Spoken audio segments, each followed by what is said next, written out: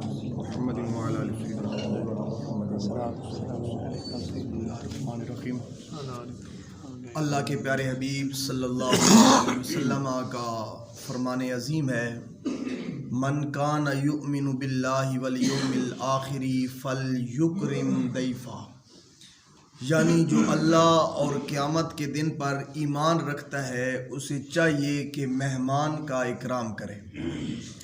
جب ہم رسول اللہ صلی اللہ تعالیٰ علیہ وسلم کی حیات مبارکہ کا مطالعہ کرتے ہیں تو آپ کی حیات طیبہ میں سخاوت اور مہمان نوازی کے بے شمار واقعات پاتے ہیں. آقا کریم علیہ الصلوۃ والسلام کا یہ معمول تھا کہ آپ کے گھر جب کوئی مہمان آتا تو جو بھی بہتر سے بہتر چیز میسر ہوتی آپ علیہ الصلوۃ والسلام اس کی خدمت میں پیش فرما دیتے. بعض اوقات کھانے کے دوران کوئی آ جاتا تو اسے بے تکلفی سے اپنے ساتھ شامل فرما لیتے. صحابہ میں بھی جو بھی انتظامی ڈیوٹیاں تقسیم ہوتی ان میں سے آپ علیہ الصلوۃ والسلام اپنے ذمہ بھی کچھ نہ کچھ جو ہے وہ ضرور لے لیتے. جب کافی تعداد میں مہمان آ جایا کرتے تو آقا کریم علیہ الصلوۃ والسلام صحابہ میں ان مہمانوں کو تقسیم فرما دیا کرتے تھے اور اپنے ساتھ بھی جو ہے وہ مہمانوں کو گھر لے جایا کرتے تھے. ابتدائی زمانہ غربت کا زمانہ تھا، نیز آپ کو صحابہ کرام کی جو ہے فاقہ کشی جو ہے اس کا بھی آقا کریم علیہ الصلوۃ والسلام کو علم تھا. اس لیے جب بھی کھانے کے ظاہری اسباب میسر آتے چاہے وہ تھوڑے سے ہی ہوں، آپ اس یقین کے ساتھ کہ ہیں بظاہر تھوڑے سے لیکن میری دعا سے اللہ تعالیٰ ان میں برکت ڈال دے گا، تو آقا کریم علیہ الصلوۃ والسلام صحابہ کو بھی بلوا لیتے اور جو مہمان جو ہے وہ ہوتے ان کو بھی بلوا لیتے تاکہ ان کی بھی مہمان نوازی ہو جائے. بسا اوقات آپ علیہ الصلوۃ والسلام اپنے پاس جب مہمان ٹھہراتے تو ان کی مستقل جو ہے وہ خوراک کا انتظام بھی فرما دیا کرتے. بعد ازاں جب وفود کی آمد کا سلسلہ شروع ہوا تو آپ ان کی بھی مہمان نوازی کا انتظام فرماتے. ہر موقع پر آپ اس تلاش میں رہتے کہ کوئی جو ہے وہ موقع مہمان کی خدمت کا جو ہے وہ ہاتھ سے چلا نہ جائے. ہر وقت آقا کریم علیہ الصلوۃ والسلام کی یہ کوشش رہتی. حضرت ابو ہریرہ رضی اللہ تعالیٰ عنہ آپ بیان کرتی ہیں کہ ایک رات ایک کافر رسول اللہ صلی اللہ تعالیٰ علیہ وسلم کی خدمت میں حاضر ہوا، مہمان تھا، تو آقا کریم علیہ الصلوۃ والسلام نے اس کے لیے بھی فرمایا بکری کا دودھ لے کے آؤ. حضور علیہ الصلوۃ والسلام نے ایک بکری کا دودھ منگوایا، وہ پی گیا، دوسری کا، تیسری کا، حالانکہ 7 بکریوں کا دودھ وہ پی گیا. اس سے حدیث کے اگلے الفاظ جو ہیں وہ مزید آپ کو لطف دیں گے. جب وہ 7 بکریوں کا دودھ پی گیا نا اس نے کلمہ پڑھ لیا، اسلام قبول کر لیا. جب اسلام قبول کر لیا نا تو صبح آقا کریم علیہ الصلوۃ والسلام نے فرمایا پھر دودھ لے کے آؤ. اب ایک بکری کا دودھ پلایا، پی گیا. جب دوسری بکری کا دودھ آیا تو وہ ختم نہ کر سکا تو آقا کریم علیہ الصلوۃ والسلام کی بارگاہ میں عرض کی گئی یا رسول اللہ رات کو تو 7 بکریوں کا دودھ پی گیا، اب یہ دوسری کبھی ختم نہیں ہوا. تو آقا کریم علیہ الصلوۃ والسلام نے فرمایا مومن ایک آنت میں کھاتا ہے جبکہ کافر 7 آنتوں میں کھاتا ہے. اس لیے اس وقت یہ کافر تھا، اب یہ ایمان لے آیا ہے تو ایمان والا جو ہے وہ اتنا زیادہ نہیں کھا سکتا. تو اللہ کے آخری نبی حضرت محمد مصطفیٰ صلی اللہ تعالیٰ علیہ وسلم کے بعض مرتبہ وفود کی مہمان نوازی کا فرض جو ہے وہ صحابہ کے سپرد فرماتے. ایک دفعہ قبیلہ قیس کا وفد آپ کی خدمت میں حاضر ہوا تو آپ نے انصار کے ذمہ جو ہے لگایا کہ ان کی مہمان نوازی کرو. وہ اپنے گھر لے گئے، صبح تک انہوں نے خدمت کی. صبح وہ جب وہ حاضر ہوا تو آقا کریم علیہ الصلوۃ والسلام نے فرمایا تمہارے میزبانوں نے تمہاری کیسی خدمت کی؟ تو انہوں نے عرض کی یا رسول اللہ بہت اچھے لوگ ہیں، ہمارے لیے نرم بستر بچھائے، عمدہ کھانے جو ہے وہ کھلائے، رات بھر جو ہے ہمیں کتاب و سنت کی تعلیم دیتے رہے. یا رسول اللہ انہوں نے ہماری بڑی خدمت کی. تو پتہ چلا حضور علیہ الصلوۃ والسلام خود بھی خدمت فرمایا کرتے اور صحابہ جو ہے وہ بھی آقا کریم علیہ الصلوۃ والسلام کے حکم پر جب مہمانوں کو گھر لے جایا کرتے تو ان کی خوب جو ہے وہ خدمت کیا کرتے تھے.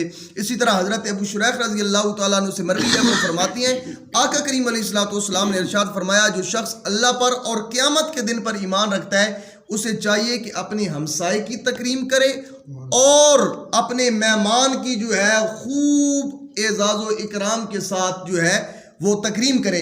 عرض کیا گیا یا رسول اللہ صلی اللہ علیہ وسلم کیسے؟ آپ نے فرمایا 1 دن اور 1 رات، اور مہمان نوازی جو ہے وہ کتنے دن ہے؟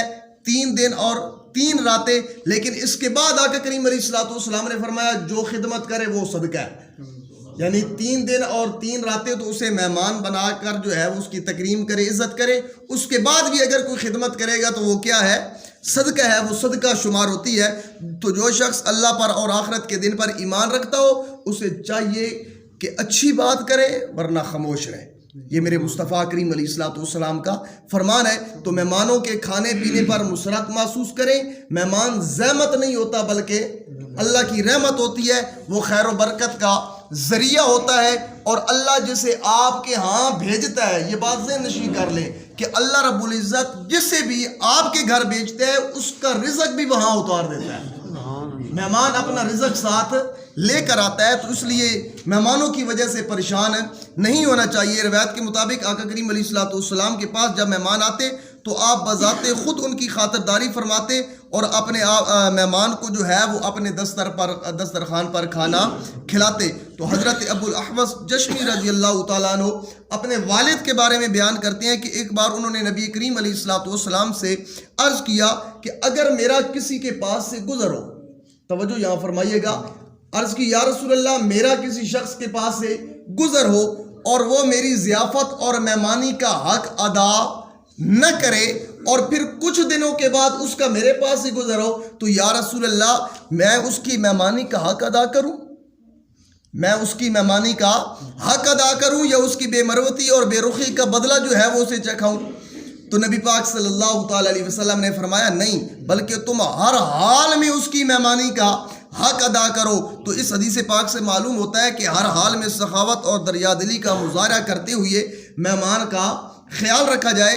اگر آپ کے مہمان نے کبھی کسی موقع پر آپ کے ساتھ بے مروتی اور رکھی پن کا جو ہے وہ سلوک کیا ہو، تب بھی آپ اس کے ساتھ جو ہے وہ نہایت فراخ دلی، وسعت ظرفی اور فیاضی کا جو ہے وہ سلوک کریں، اور حتی الامکان اس کی میزبانی میں کسی قسم کی کوئی کمی نہ آنے دے۔ حضرت امام نووی رحمۃ اللہ تعالی علیہ فرماتے ہیں کہ مہمان نوازی کرنا آداب اسلام اور انبیاء و صالحین کی سنت ہے، انبیاء و صالحین کی سنت ہے۔ فرمان مصطفیٰ صلی اللہ تعالی علیہ وسلم ہے کہ جس گھر میں مہمان ہو اس گھر میں خیر و برکت اس تیزی سے اترتی ہے جتنی تیزی سے اونٹ کی کوہان تک چھری پہنچتی ہے، اتنی تیزی سے خیر و برکت اترتی ہے۔ حکیم الامت مفتی احمد یار خان نعیمی رحمۃ اللہ تعالی علیہ فرماتے ہیں کیونکہ اونٹ کی کوہان میں ہڈی نہیں ہوتی، چربی ہوتی ہے، ہڈی نہیں ہوتی، صرف چربی ہوتی ہے، اس لیے چھری جو ہے وہ بہت جلدی اسے کاٹتی ہے اور اس کی تہہ تک پہنچ جاتی ہے۔ اس لیے اس کے ساتھ تشبیہ دی گئی کہ جو ہے وہ خیر و برکت اتنی تیزی سے اس گھر میں خیر و برکت ہوتی ہے، اس خیر و برکت کا نزول ہوتا ہے کہ جس گھر میں مہمان ہوتا ہے۔ تو نبی کریم علیہ الصلوۃ والسلام کا فرمان عالی شان ہے کہ جب کوئی مہمان کسی کے یہاں آتا ہے تو وہ اپنا رزق، جس طرح پہلے بھی بیان کیا، وہ اپنا رزق لے کر آتا ہے، اور جب اس کے یہاں سے جاتا ہے، آتے ہوئے اپنا رزق، بولیے آتے ہوئے اپنا رزق لے کر آتا ہے، اور جب اس کے یہاں سے جاتا ہے تو صاحب خانہ کے گناہ بخشنے کا سبب بھی بن جاتا ہے۔ آتا ہے تو رزق لے کر آتا ہے، جاتا ہے تو اس کے گناہ کے بخشنے کا جو ہے وہ سبب بن جاتا ہے۔ اور میرے نبی کریم علیہ الصلوۃ والسلام کا ایک فرمان اور سنیں اور اپنے کلیجے، آپ کے کلیجے میں ٹھنڈ پڑ جائے گی۔ آقا کریم علیہ الصلوۃ والسلام کا فرمان ہے کہ آدمی جب اللہ پاک کی رضا کے لیے اپنے بھائی کی مہمان نوازی کرتا ہے تو اس کی کوئی جزا اور شکریہ جو ہے وہ نہیں چاہتا، تو اللہ تعالیٰ اس کے گھر میں 10 فرشتوں کو بھیج دیتا ہے۔ اللہ تعالیٰ اس کے گھر میں 10 فرشتوں کو بھیج دیتا ہے جو پورے 1 سال تک اللہ پاک کی تسبیح و تعلیل اور تکبیر پڑھتے اور اس بندے کے لیے مغفرت کی دعا کرتے رہتے ہیں۔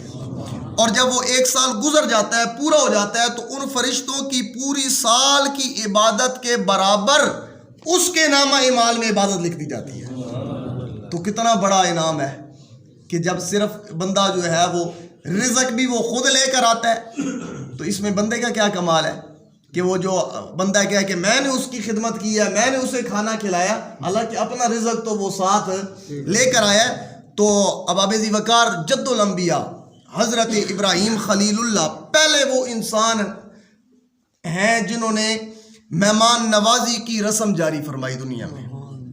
جد الانبیاء حضرت ابراہیم خلیل اللہ، ان کا معمول کیا تھا کہ آپ اس وقت تک کھانا نہیں کھاتے تھے جب تک جو ہے وہ کوئی مہمان آ کر ساتھ کھانا نہیں کھاتا تھا. ایک دفعہ کیا ہوا، امام قرطبی نے بعض اسرائیلی روایات سے جو ہے یہ نقل کیا ہے کہ ایک مرتبہ آپ تلاش کرنے کے لیے نکلے کہ کوئی مہمان ملے میں اس کے ساتھ کھانا کھاؤں. آپ باہر نکلے، ایک شخص مل گیا، آپ نے فرمایا آؤ میرے ساتھ کھانا کھاؤ. جب وہ کھانا کھانے لگے نا تو آپ نے فرمایا بسم اللہ شرعی پڑھ کر نا کھانا شروع کرو، بسم اللہ الرحمن الرحیم پڑھو اور کھانا شروع کرو. کہنے لگا کون اللہ، میں تو اسے جانتا ہی نہیں ہوں، میں کس اللہ کا نام لوں. جب اس نے یہ کہا نا تو آپ نے فرمایا اٹھ جا میرے دسترخوان سے، تو میرے رب کا نام نہیں لیتا، میرے رب کا نام نہیں لیتا تو پھر کھانے کی ضرورت نہیں ہے، میں تجھے اپنے ساتھ دسترخوان پہ جو ہے وہ نہیں بٹھاؤں گا.